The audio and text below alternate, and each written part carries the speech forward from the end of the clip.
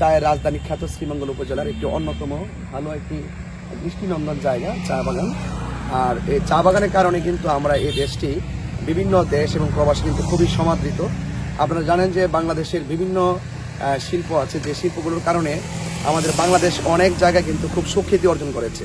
পোশাক খাতে, পাট শিল্পে, চা ইত্যাদি ইত্যাদি জনিত কারণে কিন্তু বাংলাদেশটি কিন্তু একটি বিশ্বের মধ্যে অনন্য একটি ভূমিকায় অবস্থান দখল করে আছে।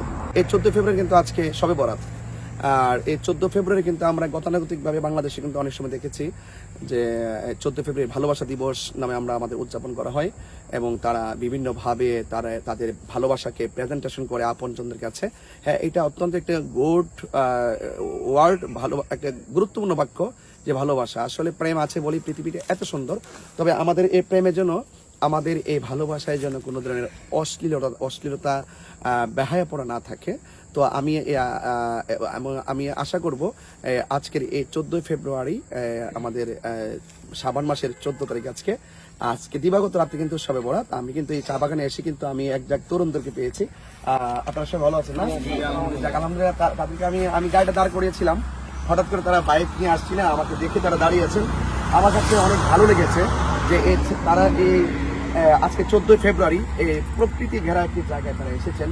আসলে অনেক মানুষ এই ভালোবাসাকে অনেক অপব্যাখ্যা করে। আমি কিন্তু আজকে যুবক থেকে দেখলাম তারা ফ্রেন্ড সার্কেলরা অত্যন্ত আন্তরিকতার সাথে কিন্তু একটি চা বাগানকে এসেছেন। তাদের মাঝে কোনো ধরনের এমন কোনো কাজ আমি পরিলক্ষিত করি নাই যে কাজগুলো অশ্লীল কিংবা বেহায়াপনা। আসলে আপনারা আসলে সবাই তো সমান না। কিছু কিছু মানুষ আছেন যারা বিভিন্ন দিবসকে বিভিন্নভাবে তারা উপভোগ করেন। আমরা আশা করব আমরা কেউ কাউকে ভালোবাসবো আল্লাহর জন্য, রাসূলের জন্য, ঠিক নাকি? এই জন্য আমি আপনাদের কাছেও আমি আশা করি এখানে প্লিজ। সুতরাং আমি তাদেরকে আমার পক্ষ থেকে অনেক আন্তরিক ধন্যবাদ জানাই।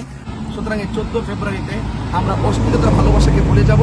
আজকে আমরা 14 ফেব্রুয়ারি আসন্ন দিবাগত রাত্রে কিন্তু শবে বরাত।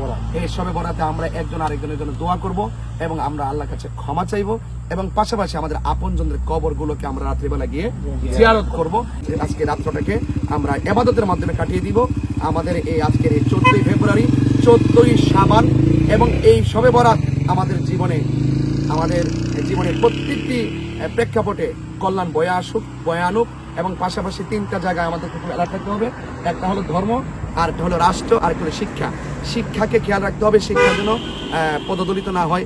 রাষ্ট্রকে খেয়াল রাখতে হবে, কোনো অপশক্তি যেন হায়নারা যেন এই দেশের মাটি নিয়ে কোনো খেলা করতে না পারে। পাশাপাশি ধর্ম, এই ধর্ম নিয়ে যেন ধর্মান্ধতা কিংবা ধর্মের উগ্রতা কেউ না ছড়ায়। আমরা সত্যিকার অর্থে এই দেশ ইসলাম এনেছেন আল্লাহর অলিগণ, আর চায়ের দেশটা আল্লাহর অলির দেশে। সেই জন্য আমরা এই সিলেটের জায়গা থেকে আমরা দায়িত্বহীনগঞ্জে এতটুকু বলবো, আমরা ইসলাম শান্তির ধর্ম, মানবতার ধর্ম। এখানে হিন্দু, খ্রিস্টান, মুসলমান যার যার ধর্ম স্বাধীনভাবে পালন করবে। আমরা এই আসন্ন এই শবে বরাতে এই মহিমায় উদ্ভাসিত হোক, আমরা সকলে মিলেমিশে এই দেশটাকে অনেক দূর এগিয়ে নিয়ে যাব এই প্রত্যাশা রেখে এবং একজাক তরুণদেরকে আমার পক্ষ থেকে, ডিআইবির পক্ষ থেকে আন্তরিক মোবারকবাদ জানিয়ে বিদায় নিচ্ছি। আসসালামু আলাইকুম ওয়া রাহমাতুল্লাহি ওয়া বারাকাতুহু। Thank you.